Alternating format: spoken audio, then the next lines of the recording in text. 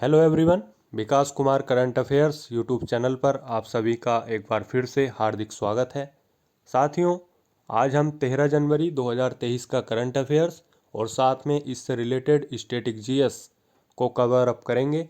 यह current affairs श्रृंखला आपके किसी भी राज्य स्तरीय परीक्षा, चाहे वह पीसीएस रैंक की परीक्षा हो या फिर एसएससी रैंक की परीक्षा हो, वनडे लेवल एग्जाम्स, उन सभी के लिए काफ़ी ज़्यादा महत्वपूर्ण है। तो अगर आप चैनल पर नए हैं तो चैनल को सब्सक्राइब कर लीजिए और बेल आइकन ज़रूर प्रेस करिए, जिससे कि आने वाली सभी वीडियोस के नोटिफिकेशन आपको समय से मिल जाए। यह श्रृंखला आपकी 12 से 15 मिनट का इसका सेशन होता है, तो आप इसको अपने डेली शेड्यूल में ज़रूर शामिल करिए और वीडियो को लास्ट तक ज़रूर देखिए, क्योंकि इससे आपके प्रतिदिन की समसामयिक घटनाएं और जो स्टैटिक जीएस वाला पोर्शन है वह सभी आपका यहाँ से कवर अप हो जाएगा और आपको इससे काफ़ी ज़्यादा हेल्प मिलेगी और लास्ट टाइम पे आप इजीली फिर इससे मतलब रिवीजन भी कर सकते हैं। तो शुरू करते हैं 13 जनवरी 2023 का करंट अफेयर्स। पहला पॉइंट है जोशीमठ। जोशीमठ एक स्थान है, यह पड़ता है चमोली डिस्ट्रिक्ट में। चमोली डिस्ट्रिक्ट है आपका उत्तराखंड में। यहाँ पे क्या हुआ, अभी मतलब जो भूमि है उसका धसाव होना शुरू हो गया है। मतलब जो यहाँ की ज़मीन है वह उसकी प्लेटें नीचे की ओर धंस रही हैं, जिससे यहाँ पे एक बड़ी आपदा आने की संभावना है। इसी को ध्यान में रखते हुए यहाँ पे जांच चल रही है और उस जांच समिति का नाम है रणजीत सिन्हा समिति। यह अपनी रिपोर्ट जल्द ही पेश करेगी और इसीलिए उत्तराखंड का यह आपदा संभावित क्षेत्र भी घोषित हो गया है। चमोली की बात आई है तो चमोली को कहा जाता है फूलों की घाटी। एग्जाम में कई बार प्रश्न पूछा गया है कि फूलों की घाटी किस स्थान को कहा जाता है, तो वह है चमोली। नेक्स्ट है नासा। नासा के मुख्य प्रौद्योगिकीविद बने हैं आपके एसी चरानिया। अगर हम नासा की बात करें तो नासा का हेडक्वार्टर है आपका वाशिंगटन डीसी में। इसकी स्थापना हुई थी 1958 में, जबकि यह एक अमेरिकी अंतरिक्ष एजेंसी है। अगर हम विश्व में अन्य अंतरिक्ष एजेंसी की बात करें तो भारत में अंतरिक्ष एजेंसी का नाम है इसरो। आप सभी को मालूम होगा, इसरो भारतीय अंतरिक्ष एजेंसी है। जबकि यूरोप की अंतरिक्ष एजेंसी का नाम है ईएसए। रूस की है आरएफएस से, आर से रूस, तो आर से शुरू होगी बेसिकली। जाक्सा, जाक्सा है आपकी जापान की, जे से जापान, यानी कि जाक्सा होगी आपकी जापान की। नेक्स्ट है सीएनएसए। सीएनएसए है आपकी चाइना की, चीन की। सी से चाइना, सी से चीन, तो सीएनएसए आपकी चीन की है, जाक्सा जापान की, आरएफएसए हो गई आपकी रूस की और ईएसए यानी कि यूरोप की हो गई और भारत की हो गई आपकी इसरो। कई बार प्रश्न आरओ तक में ही पूछ लेता है कि एक तरफ अंतरिक्ष एजेंसी दे देता है और एक तरफ कंट्री दे देता है और मिलान को करने को पूछ लेता है। तब ध्यान में रखेंगे कौन सी अंतरिक्ष एजेंसी किस देश की है।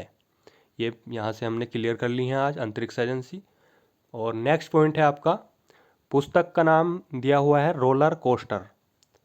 यह पुस्तक बेसिकली लिखी है आपकी तमाल बंदोपाध्याय ने।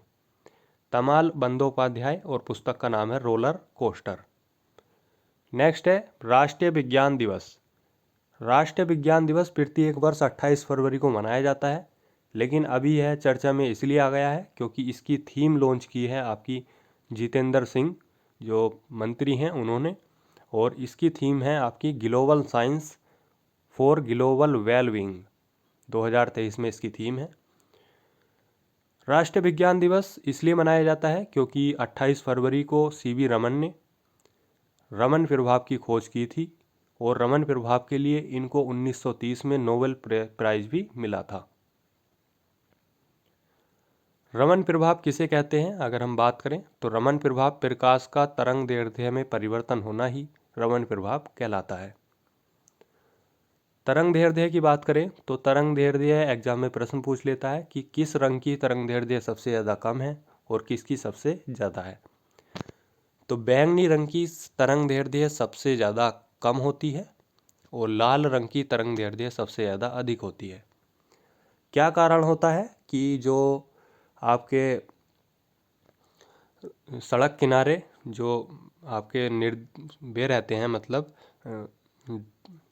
बोलते नहीं उनको कि सूचक रहते हैं सड़क किनारे कि स्टॉप का, कि कहीं कोई मतलब गुजर रहा है वन्य जीव या फिर कुछ भी स्कूल होता है तो उसके पास में एक वो लगा होता है सूचक। तो उसमें रेड कलर का ही होता है, वो आपने देखा होगा। तो रेड कलर का इसलिए लगा होता है क्योंकि वह दूर से मतलब देखा जा सकता है, उसकी तरंग दैर्ध्य सर्वाधिक होती है, अधिक होती है। या फिर आप वाहनों की बात करें तो इंडिकेटर जो वाहनों में होते हैं, गाड़ी में, मोटरसाइकिल में, उसमें रेड कलर के इंडिकेटर होते हैं। इसका कारण यह है कि जो दूर से ही मतलब हम देख सकते हैं लाल रंग के प्रकाश को, और इसका तरंग दैर्ध्य सर्वाधिक होती है। तो तरंग दैर्ध्य सबसे ज़्यादा होती है लाल रंग की, जबसे सबसे कम होती है आपकी बैंगनी रंग की। नेक्स्ट है यूएसए, यानी कि संयुक्त राज्य अमेरिका। इसकी पहली महिला सिख न्यायाधीश बनी है मनप्रीत मोनिका सिंह। महिला से रिलेटेड एग्जाम में ज़्यादा फोकस किया जाता है, तो प्रश्न महिला से रिलेटेड काफ़ी पूछे भी जाते हैं कई कई बार, तो ये ध्यान में रखेंगे। यूएसए की पहली महिला सिख न्यायाधीश कौन बनी है? मनप्रीत मोनिका सिंह। नेक्स्ट पॉइंट है भीतरकनिका राष्ट्रीय उद्यान। भीतरकनिका राष्ट्रीय उद्यान, यहाँ पे क्या हुआ बेसिकली, एक वन्य जीव की मतलब इन्होंने जनगणना की थी, उसमें उसकी जो है वृद्धि देखी गई है, तो चर्चा में बना हुआ था। तो यहाँ पे पता होना चाहिए कि भीतरकनिका राष्ट्रीय उद्यान किस राज्य से संबंध रखता है, तो यह ओडिशा से संबंध रखता है। यहाँ पे ओलिव रिडले समुद्री कछुआ जिसे बोलते हैं उसका निवास स्थान भी है, इसलिए मतलब यह जाना जाता है। जैसे गिर राष्ट्रीय उद्यान में क्या है, मतलब एशियाई शेर पाए जाते हैं। काजीरंगा में क्या है, काजीरंगा में एक सींगिया गैंडे पाए जाते हैं। वैसे ही पूछ लेता है कि ओलिव रिडले समुद्री कछुए किस राष्ट्रीय उद्यान में पाए जाते हैं, तो वह है आपका भीतरकनिका राष्ट्रीय उद्यान, और यह पड़ता है आपका उड़ीसा में। राइट। नेक्स्ट है निधि आपके निकट कार्यक्रम। निधि आपके निकट कार्यक्रम यह शुरू किया गया है भारतीय जीवन निधि संगठन द्वारा, ईपीएफओ जिसे बोलते हैं, तो इसके द्वारा यह शुरू किया गया है। कार्यक्रम का नाम है निधि आपके निकट कार्यक्रम। नेक्स्ट है भारतीय सेना के लिए लो स्मोक सुपीरियर केरोसिन तेल किसने लॉन्च किया है? बीपीसीएल ने। लो स्मोक सुपीरियर केरोसिन तेल क्या होता है? यह मतलब कम धुआं उत्पन्न करता है। जब तेल मतलब केरोसिन तेल मतलब ईंधन, जब ईंधन का उपयोग करेंगे तो ऐसे में धुआं निकलता है जिसे स्मोक बोलते हैं। तो इसकी खासियत ये है कि यह जो है मतलब कम धुआं पैदा करता है, उत्पन्न करता है, और इसीलिए इसको लॉन्च किया गया है भारतीय सेना के लिए। किसने किया है? बीपीसीएल ने। बीपीसीएल आपकी महारत्न कंपनी है, आप सभी जानते हैं। नेक्स्ट है किलाउआ ज्वालामुखी। किलाउआ ज्वालामुखी, हाल ही में इसमें विस्फोट हुआ है और चर्चा में बना हुआ है, तो पता होना चाहिए कि किलाउआ ज्वालामुखी कहाँ पे स्थित है? हवाई द्वीप पे स्थित है। हवाई द्वीप आपका पड़ता है अमेरिका में।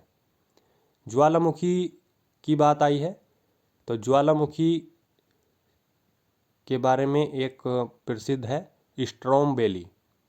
स्ट्रोम वैली आपका भूमध्य सागर का प्रकाश स्तंभ कहा जाता है। एग्जाम में कई बार पूछा है कि भूमध्य सागर का प्रकाश स्तंभ किसे कहा जाता है? ऑप्शन दे देगा स्ट्राम वैली, या फिर आपका किलाउआ ज्वालामुखी, या माउंट एटना, या फिर माउंट किलिमंजारो। तो आपका इसमें लग जाएगा आपका स्ट्रोम वैली। नेक्स्ट है आकांक्षी ब्लॉक कार्यक्रम। आकांक्षी ब्लॉक कार्यक्रम नई दिल्ली में शुरू किया गया है। बेसिकली यह 2018 में शुरू हुआ था। इसका पर्पज़ है कि जो आकांक्षी ब्लॉक हैं या ज़िले हैं उनकी पहचान करना।